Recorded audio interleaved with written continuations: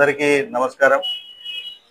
ఈరోజు ఎన్నో ఏళ్ళుగా మన ప్రొద్దుటూరు ప్రజల ఆకాంక్ష అయినటువంటి ఈ ప్రొద్దుటూరు జిల్లా ఏర్పాటు పైన మరి ఈరోజు పత్రికా సమావేశం ఏర్పాటు చేసి వీటి సాధ్యము అసాధ్యము దీని యొక్క ఆవశ్యకత అన్నిటిపైన మరి చర్చ జరుగుతూ ఉంది.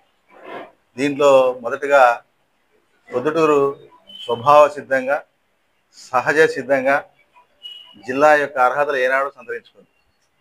ఉదాహరణకు మనం ఇప్పుడు ఉన్నటువంటి ఆసుపత్రి జిల్లా ఆసుపత్రి, మనకు ఉన్నటువంటి కోర్టు జిల్లా కోర్టు, మనకు ఉన్నటువంటి రిజిస్టర్ ఆఫీసర్ జిల్లా రిజిస్టర్ ఆఫీసర్, అట్లా ఈ విధంగా అనేక కార్యాలయాలు జిల్లా అనే పేరుతోనే కడప జిల్లా ఉన్నప్పటికీ కూడా ఇక్కడ జిల్లా అని పిలువబడేటువంటి కార్యాలయాలు మనకు ఇప్పటికే ఉన్నాయి.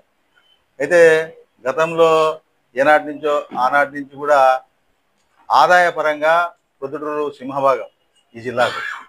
కనీసము రెవెన్యూ అధికంగా ఉన్నా కూడా రెవెన్యూ డివిజన్ కూడా మనకు లేదు ఇంతవరకు. మనం ఇంకో రెవెన్యూ డివిజన్లో భాగంగా ఉన్నాం. ఈ బాధ చాలా రోజుల నుంచి ఉంది. అందుకనే దీని ఈ బాధను తొలగించడానికి ఇది సరైన అవకాశం. ఎందుకంటే రాష్ట్రంలో జిల్లాల పునర్నిర్మాణ ఏర్పాటు యొక్క ప్రణాళిక జరుగుతూ ఉంది కాబట్టి ఈ సందర్భంలో కనీసము మనకు అవకాశం ఉన్నా కూడా గొంతెత్తే వాళ్ళు లేరు అనేటువంటి బాధలో అందరం కలిసికట్టుగా ఈరోజు ఈ గొంతెత్తడం జరుగుతూ ఉంది. మరి దీంట్లో సాధ్యాసాధ్యాలు ఇప్పుడు అన్నీ మనం చర్చించినాం, అన్ని సానుకూలతలు చెప్పినాము. సాధ్యాసాధ్యాలు ఎలా అని అన్నారు. అయితే ఇప్పటికే కేంద్ర ప్రభుత్వము ఒక దీర్ఘ ఆలోచనతో వెళ్తూ ఉంది. ఇప్పటికే నూతన పార్లమెంట్ భవనం నిర్మాణం చేసింది. దాదాపుగా 1000 మంది పార్లమెంట్ సభ్యులు కనువుగా ఉన్నటువంటి పార్లమెంట్ను కొత్తది నిర్మాణం చేసింది. అదేవిధంగా దాని ఉద్దేశం ఏంటంటే భవిష్యత్తులో పార్లమెంట్ సంఖ్య కానీ, రాష్ట్రాల సంఖ్య కానీ, అదేవిధంగా శాసనసభ స్థానాల సంఖ్య కానీ ఇవన్నీ పెంచాలనేటువంటి ప్రణాళికతో ఉంది. ఇది జనగణన తర్వాత మరి ఈ జిల్లాల పునర్నిర్మాణము, అదేవిధంగా పార్లమెంట్ అసెంబ్లీల పునర్నిర్మాణ కార్యక్రమాన్ని చేపడతారు. కాబట్టి ఈ సందర్భంగా మరి మన వనం శర్మ గారు సాధ్యాసాధ్యాలు ఎలా అని చెప్పినారు. కొత్త పార్లమెంట్ స్థానాల ఏర్పాటులో ఖచ్చితంగా ప్రొద్దుటూరును పార్లమెంట్ స్థానంగా మనం ఏర్పాటు చేసుకోగలిగితే ప్రతి పార్లమెంట్ స్థానం ఇప్పుడు జిల్లా అయింది కాబట్టి ఆ విధంగా జిల్లా అవడానికి అవకాశం మెరుగ్గా ఉంటుందని చెప్పేసి మేము కోరుతా ఉన్నాం.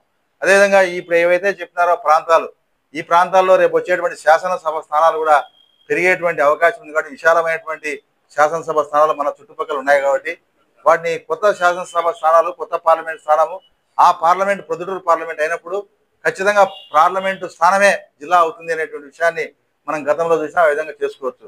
దీని ద్వారా మనకు ఏవైతే జిల్లాకు వచ్చేటువంటి మెడికల్ కాలేజ్ కానీ, నవోదయ స్కూల్ కానీ, మిగతా ఇతరత్ర అన్ని కార్యాలయాలు మిగతా అని కూడా మన వాళ్ళు చెప్పినారు. ఇవన్నీ సదుపాయాలు కానీ వస్తాయి. రెండోది, ప్రజల్లో మనము జిల్లా అనేటువంటి జిల్లా తప్ప పేరు తప్ప మిగతా జిల్లా అనేటువంటి భావనలో ఆ యొక్క పరిస్థితిలో మనం ఉన్నాం. కాబట్టి అప్పుడు మనం దీనికోసం ప్రభుత్వం కూడా ఆలోచిస్తుంది, వాళ్ళ యొక్క ఆకాంక్ష నెరవేరుతామని చెప్పి చూస్తుంది. అయితే ఇది ఏదో ఊరికేనే ప్రభుత్వం మనకి ఇవ్వదు. కాబట్టి ఖచ్చితంగా మనం అందరం కలిసికట్టుగా గలమెత్తాలా.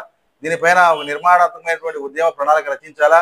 అదేవిధంగా అనేక రకాలైనటువంటి సంప్రదింపులు మన నాయకుల యొక్కను ప్రేరేపించడం ద్వారా, మరి ప్రభుత్వాలను సంప్రదించడం ద్వారా, అనేక ప్రయత్నాల ద్వారా ఈ సాధనకు మనం అందరం కూడా చేసుకోవాలని చెప్పి, ఇది తొలి అడుగు.